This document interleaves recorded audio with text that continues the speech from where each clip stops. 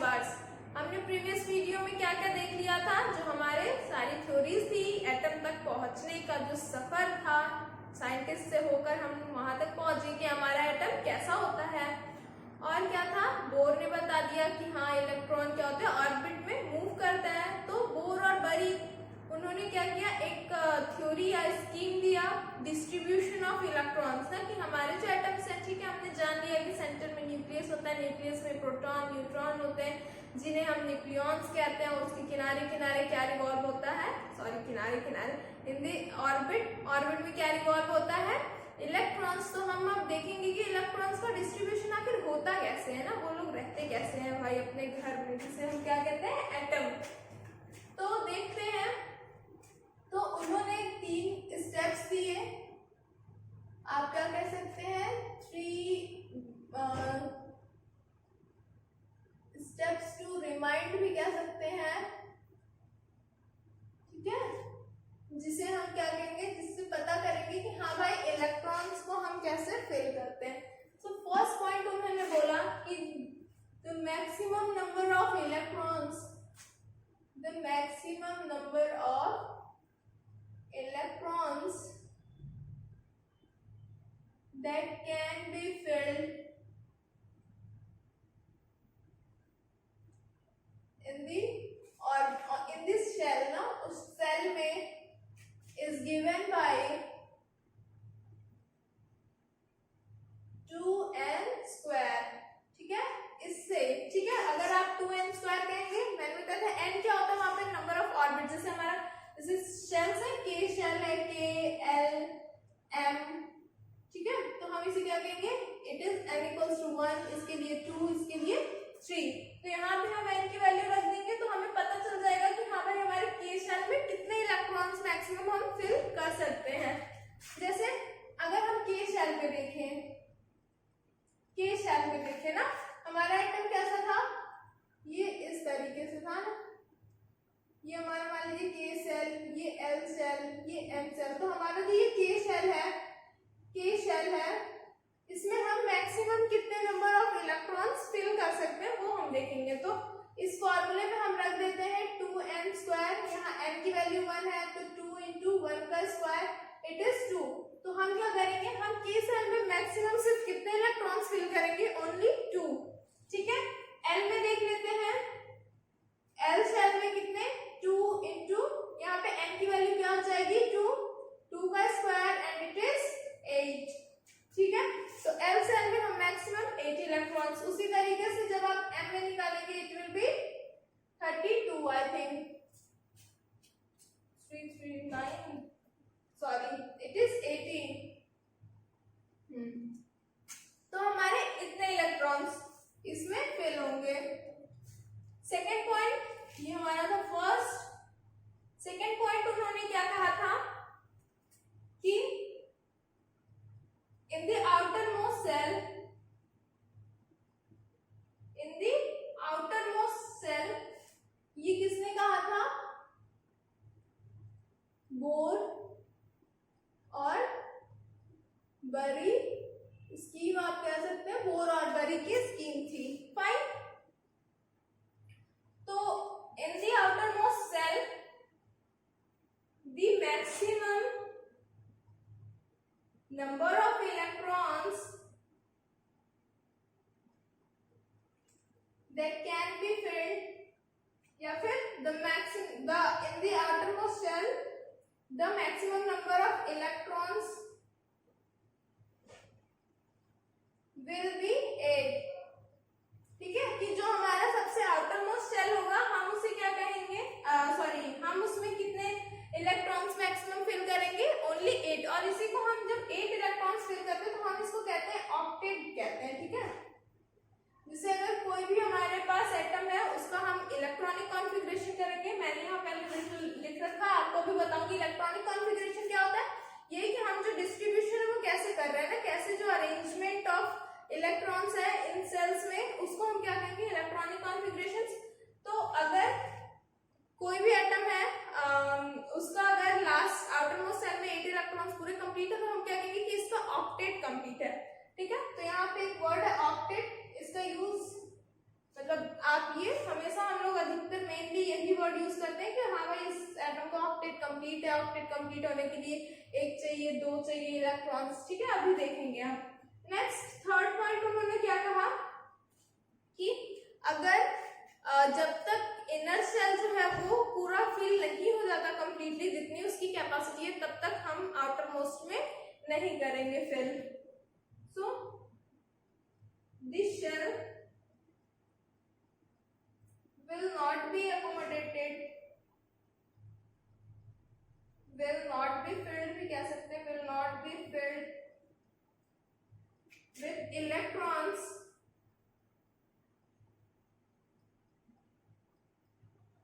if the innermost shell is not completely filled ना, या आप ये भी कह सकते हैं till the innermost shell is not completely filled, जब तक कि हमारा जो अंदर वाला शेल है, हमारा जब तक कि अंदर वाला, जैसे ये मान लो इसमें हम तब तक इलेक्ट्रॉन, ये वाला जैसे ये हमारा है, हमें इसमें फिल करना है, तो हम तब तक इसमें इलेक्ट्रॉन्स नहीं फिल करेंगे इस सेल में जब तक कि हमारा जो इनर मोस्ट है वो उसकी जितनी कैपेसिटी है उतनी वो फिल ना हो जाए, तब तक हम दूसरे मतलब उसके आउटर वाले में फिल नहीं करेंगे। अभी हम देख लेंगे, ये 3 पॉइंट्स याद हो गए आपको कि हमारा कितना है, ये फॉर्मूला दिया हुआ है, उसके बाद बताया कि ऑक्टेट जो आउटर मोस्ट हमारा जो शेल है उसमें कितना होना चाहिए, मैक्सिमम 8 इलेक्ट्रॉन्स वो कंप्लीट करना चाहिए, और क्या है लास्ट क्या है कि इनर मोस्ट में जब तक पूरा कंप्लीटली फिल नहीं हो जाता हम तब तक बाहर वाले में फिल नहीं करेंगे, ठीक है। तो अब हम इलेक्ट्रॉनिक कॉन्फ़िगरेशंस देख सकते हैं, यहाँ पे हमारे 20 एलिमेंट्स है, अभी आपको क्या 20 की 20 मतलब कम से कम 20 याद होने चाहिए ना कि कौन से पे कौन सा है, जैसे ये सारे क्या इसके एटॉमिक नंबर्स है, अभी इसके बारे में थोड़ा डिटेल में बताऊंगी एटॉमिक नंबर्स होते क्या है, ठीक है। तो यहाँ पे देखिए जैसे हमारा है हाइड्रोजन, तो इसका इलेक्ट्रॉनिक कॉन्फ़िगरेशन क्या हो जाएगा 1, इनर मोस्ट में कितनी कैपेसिटी है, सबसे फर्स्ट वाले में 2 है, तो यहाँ पे इसके पास हाइड्रोजन है, एक ही है इलेक्ट्रॉन, तो ये क्या हो जाएगा 1 हो जाएगा। हीलियम है, इसके पास कितना होता है 2, तो 1 और 1 एक और ऐड हो जाएगा 2। लिथियम इज 3 है, तो 3 कैसे, इनर वाले के तो सिर्फ 2 ही कैपेसिटी है, तो इनर वाले में सिर्फ 2 हो जाएगा, ठीक है।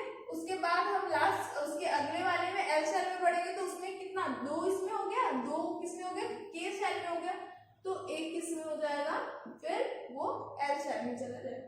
बेरिलियम है 4 है, तो क्या हो जाएगा 2,2। अब ये ऐसे बढ़ता रहेगा 2,3, क्योंकि जो हमारा नेक्स्ट है ये के शेल था, ये एल शेल है, इसमें कितने हैं मैक्सिमम हमने देखा यहाँ पे ये कितना 8 की कैपेसिटी है ना, तो जब तक 8 फिल नहीं हो जाता हम तब तक नेक्स्ट में नहीं मूव करेंगे। इसका बताइए जल्दी से 2,4 2,5 2,6 2,7 एंड दिस इज 2,8, ठीक है। तो देखो 2 और 2 + 8 कितना हो गया 10, 2, 7, 9, ठीक है। फिर सोडियम 11 है, तो ये कितना हो जाएगा 2, फिर 8, 2 और 8 कितने हो गए 10 हो गए, तो 2 और 8 10, वो तो पूरा फिर एल शेल ये भर गया, इसमें मैक्सिमम 8 ही जाने थे, तो 8 तो फिल हो गया। अब हम क्या करेंगे, हम नेक्स्ट में फिर से मूव करेंगे, तो it will be 2, 8 and 1। Magnesium क्या हो जाएगा 2, 8 2 2 8 3, अभी जल्दी जल्दी बताते रहिए क्या क्या होगा, 2 8 5 2 8 6 2 8 and 7 2 8 and 8, ठीक है। अब आप कहेंगे कि ये होना चाहिए था हमारा 2 8 और 9, क्योंकि हमारा जो भी एम शेल है उसमें हमने कितने देखे कि 18 फिल हो सकते हैं ना, 18 फिल हो सकते हैं, बट यहाँ पे हम 2 8 9 नहीं लिखकर हम इसे क्या लिखते हैं 2 8 1 लिखते हैं। क्यों, क्योंकि ये इस फॉर्म में थोड़ा ज्यादा स्टेबल होता है। ये अभी आपको आप देखेंगे आपकी बुक में ये नहीं दे रखा है, यहाँ पे क्या हो जाएगा अगर इसके हिसाब से हम देखें तो हमारा ये सेकंड वाला फ्लॉप हो जाएगा ना, हाँ गलत प्रूफ हो जाएगा, इट विल बी रॉन्ग कि आउटर मोस्ट में इतने होने चाहिए मैक्सिमम।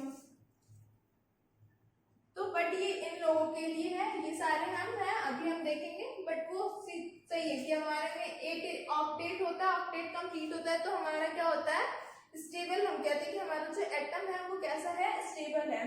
फाइन, ये मैं आपको बता दे रही हूँ, बुक में नहीं दे रखा है, ये आप अभी जब हायर क्लासेस में जाएंगे और तो पढ़ेंगे। इसका क्या हो जाएगा 2 8 8 एंड 2। तो अभी हम इस पे ध्यान नहीं देंगे, बाकी जो हमारे पास इसमें 18 है एटम्स, 18 है एलिमेंट्स, ठीक है, हाइड्रोजन हीलियम ये सब, इस पे ध्यान देते हैं कि ये क्या है।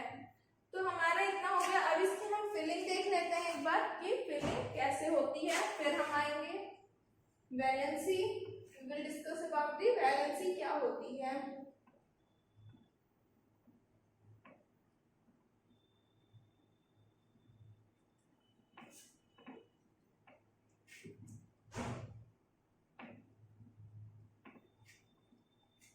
तो जैसे हमारे पास है, मैं और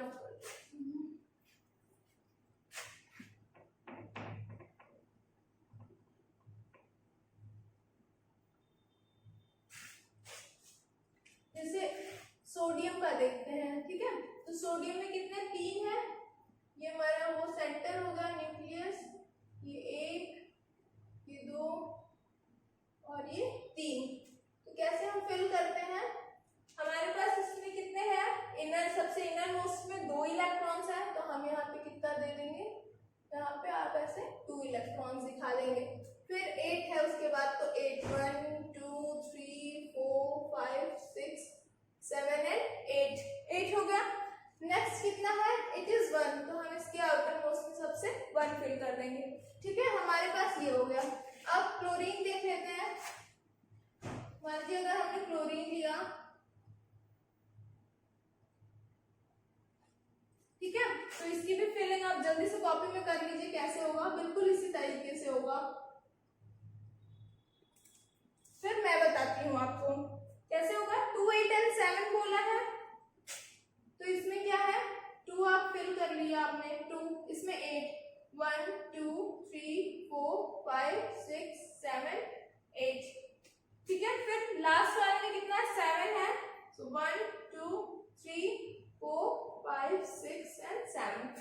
ऐसे हमने क्या किया, इलेक्ट्रॉन्स फिल कर लिया, ठीक है। आप ऐसे डॉट डॉट भी दिखा सकते हैं, मैंने थोड़ा सर्कल में दिखाया है। सो ये इस तरीके से फिल हो गया, ठीक है हमारा। अब आते हैं वैलेंसी। वैलेंसी होती क्या है, ठीक है, तो वो होता है मैक्सिमम या maximum capacity to combine with the other atom, हम कह सकते हैं ना, कि उसकी कंबाइनिंग कैपेसिटी। वेलोसिटी आप सिंपली क्या कहेंगे, velocity sorry valency, it is valency. मैं भी क्या क्या बोले जा रही हूँ। वैलेंसी क्या होती है, कंबाइनिंग कैपेसिटी।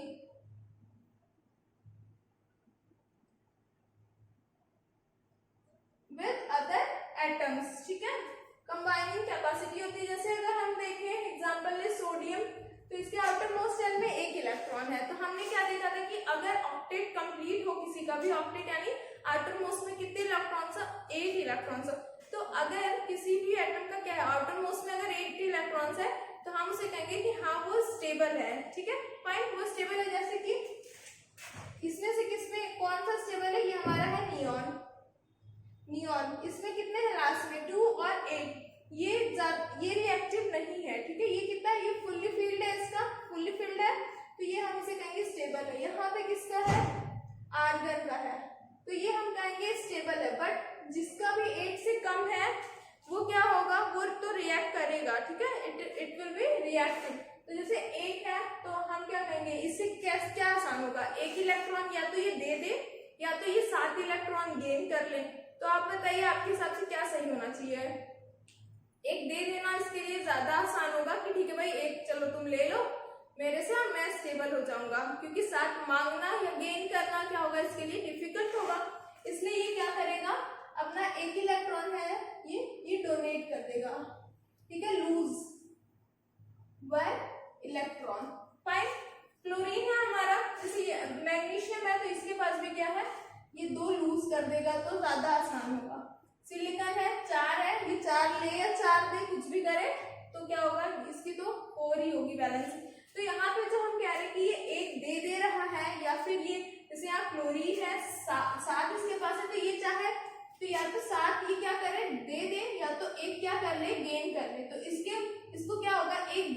करना ज्यादा आसान होगा साथ देने से। तो यहाँ पे हम जो कह रहे हैं कि ये एक गेन कर रहा है, या कितने भी इलेक्ट्रॉन्स जो गेन और लूज कर रहा है, जो उसकी कैपेसिटी है लेने या देने की, हम उसे क्या कहेंगे, उसकी वैलेंसी कहेंगे। जैसे यहाँ हम कहेंगे कि सोडियम की वैलेंसी कितनी है, यहाँ वैलेंसी, ठीक है, सोडियम की वैलेंसी कितनी है, 1 है। फाइन। मैग्नीशियम की कितनी है, 2 है। एल्यूमिनियम की कितनी है, 3 है। ये हम कैसे निकाल रहे हैं, हमारा ऑक्टेट था 8 होना चाहिए, हमने क्या देखा था 8 होना चाहिए। लास्ट जो है हमारा आउटर मोस्ट शेल है 8 होना चाहिए, उसमें से अगर आप माइनस करेंगे तो वो आपको मिल जाएगा। फाइन। जैसे ये 8 माइनस 7 तो इसकी वैलेंसी 1 हो जाएगी। 8 माइनस 6 तो इसकी वैलेंसी हो जाएगी 2। ठीक है, इस तरीके से। फाइन, ऐसे हम निकाल लेंगे। तो इसकी वैलेंसी बताइए, सिलिकॉन की कितनी है, 4 दे, चाहे 4 ले, इसकी वैलेंसी 4 ही रहेगी। फास्फोरस है 5 है, तो ये क्या होता है, फास्फोरस या तो 3 दे, या तो या तो 3 गेन कर ले, या तो 5 इलेक्ट्रॉन्स लूज कर दे। तो हम इसकी वैलेंसी कितनी लिखेंगे, 3, इट इज 3। बट क्या होता है कि समटाइम्स ये कितना 5 वैलेंसी भी शो करता है, तो हम 3 और 5 दोनों ही मेंशन करते हैं। सल्फर का कितना हो जाएगा, 2, इसका कितना हो गया, 1 हो गया। ठीक है, इधर भी आप देख लीजिए, इसकी वैलेंसी भी 1 है, इसकी कितनी है, 2 है, इसकी 1 2, ये 2 इलेक्ट्रॉन लूज कर सकता है, तब क्या होगा, ये स्टेबल हो जाएगा। ये सॉरी, इसकी तो 0 होगी ना, 0। इसकी हीलियम की 0 क्यों है, क्यों, क्योंकि हम जो हमारे इनर मोस्ट है उसमें मैक्सिमम 2 ही इलेक्ट्रॉन्स हो सकते थे, और यहाँ पे ये क्या है, ये कंप्लीटली फिल्ड है 2, इसलिए इसकी वैलेंसी 0 है। इसकी क्या होगी, जल्दी से बताइए, बेरिलियम की, जल्दी से यहाँ से यहाँ तक नोट डाउन कर लीजिए अपनी कॉपी में वैलेंसी इसकी, फिर मैं बताती हूँ कि क्या होगा। ठीक है, चलिए, तो अब मैं बता रही हूँ, आप देखिएगा। बेरिलियम की कितनी होगी, 3, ये 4 है, ये 4 डोनेट करे चाहे एक्सेप्ट करे, 4, इसकी कितनी हो जाएगी, 3, ये क्या करेगा, 3 गेन कर लेगा ना यहाँ तक। ये क्या कर रहा है, ये सब ये लूज कर रहा है, ये गेन क्या कर रहा है, ये गेन कर रहा है, और ये क्या कर रहे हैं, ये सब लूज कर रहा है इसे छोड़ के। ठीक है, एक्सेप्ट दिस, और यहाँ पे इसे, तो ये क्या कर रहा है, 6 है, तो ये क्या कर लेगा, 2 गेन कर लेगा, तो इसकी वैलेंसी कितनी हो गई, 2 हो गई। फ्लोरीन है 7 है, ये 1 गेन कर लेगा। फाइन, और ये तो पहले से इसका कंप्लीट है, 2 8 है, तो इसकी वैलेंसी कितनी हो जाएगी, 0 हो जाएगी। ठीक, अब हम देखते हैं, जैसे हमारे पास ये हो गया हमारा सोडियम का एटम, ये हो गया हमारा क्लोरीन का एटम। तो इसको एक डोनेट करना है, इसको एक गेन करना है, तो ये क्या करेगा, अपना एक इलेक्ट्रॉन इसको दे देगा। ठीक है, डोनेट कर दिया इसने, तो यहाँ पे कैसा बॉन्ड फॉर्म होता है, इलेक्ट्रोस्टैटिक। ठीक है, इलेक्ट्रोस्टैटिक बॉन्ड फॉर्म होता है यहाँ पे। ये किसकी वजह से हो रहा है, due to donation of electron. और वही जैसे हमारा कार्बन एटम है, तो इसके पास 4 है ना, वो चाहे दे या चाहे ले, 4 ही वैलेंसी है उसकी। वो क्या करता है, कार्बन एटम क्या करता है, वो शेयरिंग करता है इलेक्ट्रॉन्स की ना, तो शेयर कि हाँ भाई चलो हम तुम्हारे साथ चार्ज शेयर कर रहे हैं, तुम भी हमारे साथ चार्ज, दोनों लोग का काम हो जाएगा, कंप्लीट हो जाएगा ऑक्टेट। तो जो जब ऐसे बॉन्ड होते हैं due to this sharing of electrons, तो हम उस वहां पे क्या कहते हैं कि वो कोवेलेंट बॉन्ड बनाते हैं।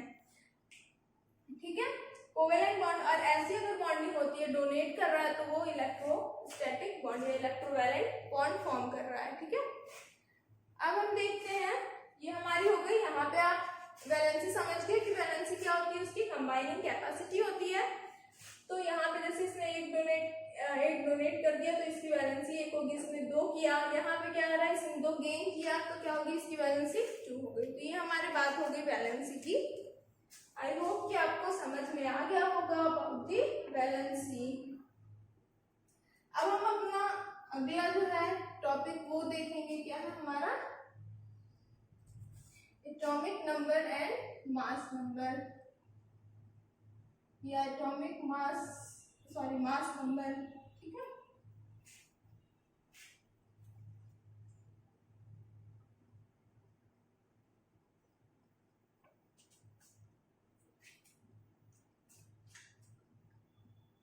तो नेक्स्ट इज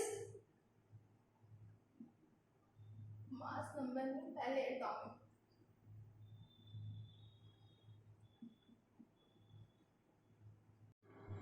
सो हमारा ये है एटॉमिक नंबर। एटॉमिक नंबर को हम किससे डिनोट करते हैं? Z से डिनोट करते हैं, ठीक है। Z से डिनोट करते हैं। एटॉमिक नंबर क्या है? It is given by the number of protons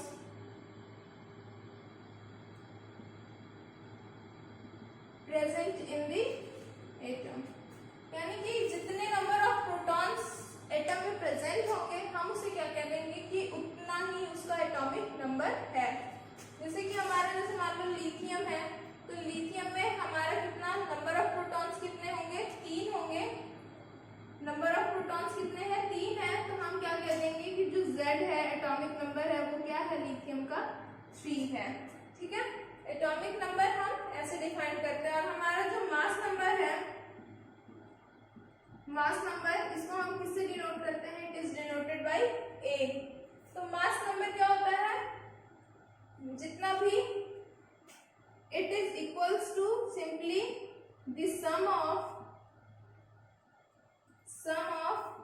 number of protons plus number of neutrons, ठीक है। तो हमारा मास नंबर क्या हो गया कि जो हमारा सम हो जाएगा हमारे एटम में जितने भी नंबर ऑफ प्रोटॉन्स होंगे और नंबर ऑफ न्यूट्रॉन्स होंगे उनको आप सम करेंगे तो वो हमें क्या देगा? They will give the mass number, ठीक है। हमारा मास नंबर देगा। और जैसे हमारे पास कोई एलिमेंट है, कोई एटम मान लीजिए X, ठीक है। तो हम मास नंबर कहाँ लिखते हैं? मास नंबर हमेशा इसके लेफ्ट साइड में टॉप पे लिखते हैं। और अगर हमारा एटॉमिक नंबर है तो हम उसे नीचे यहाँ बॉटम में लिखते हैं। फाइन, ऐसे हम रिप्रेजेंट करते हैं। जैसे फॉर एग्जांपल अगर हमारे पास कार्बन है तो कार्बन का वो एटॉमिक नंबर कितना होता है? It is 6। मास नंबर कितना होता है? It is 12। तो ये हमारा क्या हो गया? ऐसे हम रिप्रेजेंट करते हैं, ठीक है। जैसे हम इसमें देख लो, जैसे कि number of protons plus neutrons बोल रहा था, हमारा कार्बन है, इसका जो है एटॉमिक मास कितना होता है? सॉरी, मास नंबर होता है वो कितना होता है? 12। क्यों? क्योंकि उसमें 6 जो होते हैं 6 प्रोटॉन्स होते हैं और 6 क्या होते हैं? इलेक्ट्रॉन्स होते हैं, न्यूट्रॉन्स होते हैं, इसलिए टोटल 6 + 6 इट इज 12। तो वो हमारा मास नंबर हो जाता है। फाइन, अब आते हैं आइसोटोप्स पे। हमारे 2 चीजें बची हुई हैं, आइसोटोप्स एंड आइसोबार्स।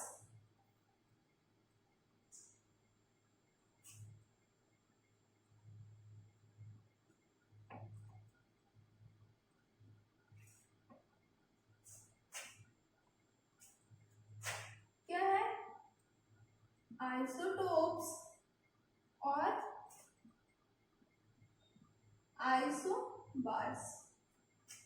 तो हमारा जो आइसोटोप होता है उसमें क्या होता है कि जो हमारा एटॉमिक नंबर होता है, आप या कह लें Z, एटॉमिक नंबर क्या होता है? It remains the same, but ये क्या होता है? डिफरेंट होता है। फाइन, हमारा एटॉमिक नंबर जो है, एटॉमिक नंबर Z जो है वो तो सेम रहेगा, बट जो हमारा मास नंबर है वो क्या होता है? वो डिफरेंट होता है। फॉर एग्जाम्पल, जैसे कि एग्जाम्पल लें, जैसे हमारे पास है 1H1, 1H2, 1H3, ठीक है। ये क्या है? Protium, deuterium and tritium. ये हम क्या करते हैं? इसे प्रोटियम। ये क्या है? ड्यूट्रियम। ये क्या है? ट्रिटियम, ठीक है। तो ये क्या है? ये हाइड्रोजन के आइसोटोप्स है। तो यहाँ आप देख रहे हैं कि इसका क्या है? एटॉमिक नंबर तो सेम है, बट क्या है? मास नंबर जो है A है वो क्या है? मास नंबर यहाँ हम लिखते हैं ना, mass number A is different, ठीक है। आप इसे ऐसे याद कर सकते हैं, आप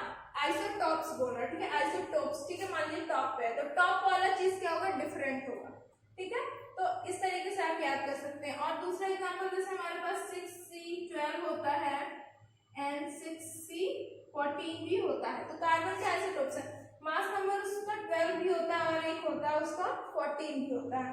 कुछ हमारे पास मतलब एटम्स होते हैं वो क्या होते हैं, आइसोटोप्स जो होते हैं वो किस में पाए जाते हैं, मिक्सचर्स में पाए जाते हैं। फॉर एग्जांपल जैसे क्लोरीन है, ठीक है, क्लोरीन है तो ये पाया जाता है इन मिक्सचर ऑफ आइसोटोप्स, आइसोटोप्स किसमें 17 होता है क्लोरीन का एटॉमिक नंबर, इट इज 35, और किसमें होता है क्लोरीन 37 में। तो हम इसका जो मास नंबर निकालते हैं या जो एटॉमिक मास हम देते हैं कि किसी भी एटम का कितना है वो कितना रहता है, एवरेज निकालते हैं, average of the mass number. तो यहाँ निकालेंगे तो आप कितना होगा, इट इज 35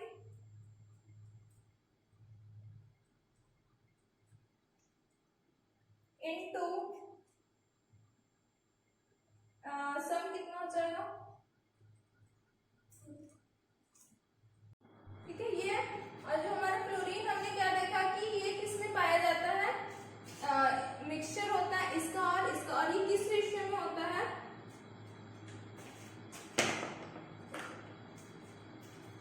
ये किस रेशियो में होता है 3:1 में पाया जाता है, ठीक है। मतलब अगर इसका 3 पार्ट है, मिक्सचर है क्योंकि, तो अगर इसका 3 पार्ट है तो इसका 1 पार्ट होगा। तो 35 हो गया इंटू इसका थर्ड पार्ट है, इसका थर्ड पार्ट है इसलिए हम इसे क्या लिखेंगे 75/100 और प्लस हम क्या करेंगे, थोड़ा बड़ा लिख देते हैं, 75/100 प्लस 37 है इसका एटॉमिक मास नंबर इंटू 25/100, ठीक है। तो इसे जब आप कैलकुलेट करेंगे तो यू विल गेट 35.5 U। तो हम क्या कहते हैं कि क्लोरीन का एटॉमिक मास कितना होता है 35.5। तो ये हमारे हो गए आइसोटोप्स, बस सिंपल है, जिसमें Z जो होता है वो सेम होता है, A जो होता है वो डिफरेंट होता है, और हम इसके एग्जांपल्स हमें दिए हुए हैं, ऐसे हम निकाल लेते हैं, फाइन। और हमारे और इसमें एक और प्रॉपर्टी होती है क्या, कि जो हमारे आइसोटोप्स होते हैं, जो इनकी केमिकल प्रॉपर्टी होती है, chemical property it is same, but जो होता है फिजिकल प्रॉपर्टी ये कैसा होता है, डिफरेंट होता है, ठीक है। आइसोबार्स क्या होते हैं, जस्ट इसी के अपोजिट होंगे, ठीक है। तो अगर हमारे आइसोटोप्स मैंने याद करने को बताया था ना, जैसे कि टॉप पे है तो ठीक है ये डिफरेंट है, आइसोबार्स क्या हो जाएंगे, बार आप देख रहे हैं बार, आप या तो जस्ट उसका उल्टा याद करें कि अगर आइसोटोप्स में ये चेंज हो रहा है तो आइसोबार्स में ये डिफरेंट होगा, ठीक है। या तो आप ऐसा देख लीजिए कि बार है, ठीक है भाई, बार नीचे मान लो, ठीक है, वो टॉप पे था, ये बार है नीचे, तो एग्जैक्ट डिफरेंट होगा। तो इसमें क्या होगा, ए जो है इट विल बी सेम, यानी मास नंबर, ये क्या होता है हमारा मास नंबर, और ये क्या होता है हमारा एटॉमिक नंबर, ठीक है। तो ये आपको याद रखना है, भूल नहीं जाना कि अरे भैया ऊपर क्या था नीचे क्या था। तो एटॉमिक नंबर हमेशा नीचे रहता है, मास नंबर हमेशा ऊपर रहता है, फाइन। तो Z क्या हो जाएगा हमारा, Z हो जाएगा डिफरेंट। इसका एक एग्जांपल क्या है, एग्जाम्पल हमारे पास है आर्गन और कैल्शियम। आर्गन का एटॉमिक नंबर कितना होता है 18, इसका कितना होता है इट इज 20, बट दोनों के ही मास नंबर कितने होते हैं 40 एंड 40 सेम होते हैं, ठीक है। तो आप यहाँ पे देख रहे हैं कि A जो है वो क्या है, A is same but Z different है, ये 18 है ये 20 है, तब भी क्या हो रहा है इसके Z डिफरेंट है, फिर भी जो है इसका मास नंबर सेम है। तो ये क्या हो जाएगा, ऐसे हमारे पास अगर एटम्स है तो हम उन्हें क्या कहेंगे, दे आर आइसोबार्स, ठीक है। आइसोटोप्स में ये चीज होती है, ये कंडीशन, और इसमें ये, फाइन। इसी के साथ हमारा चैप्टर खत्म होता है, ओवर। तो हमने इस चैप्टर में क्या क्या पढ़े, थ्योरीज पढ़ी, एटम तक आया, फिर उसके बाद वैलेंसीज देखी, कैसे डिस्ट्रीब्यूशन होता है, वैलेंसी क्या होती है, उसके बाद mass number and atomic number, then isobars and isotopes. काफी छोटा चैप्टर है, बट क्या है काफी इंटरेस्टिंग है, मुझे तो इंटरेस्टिंग लगता है, अच्छा लगता है। आपको भी लगेगा। और इसके बारे में मतलब ये जो चैप्टर ये आपको सिर्फ ऊपर ऊपर मतलब नॉर्मल से चैप्टर था, आपको फिर आगे आप जब पढ़ेंगे तो थोड़ा डीप में पढ़ेंगे, ठीक है। तो नेक्स्ट वीडियो में इसकी एक्सरसाइज हम लोग डिस्कस करेंगे। Till then thank you.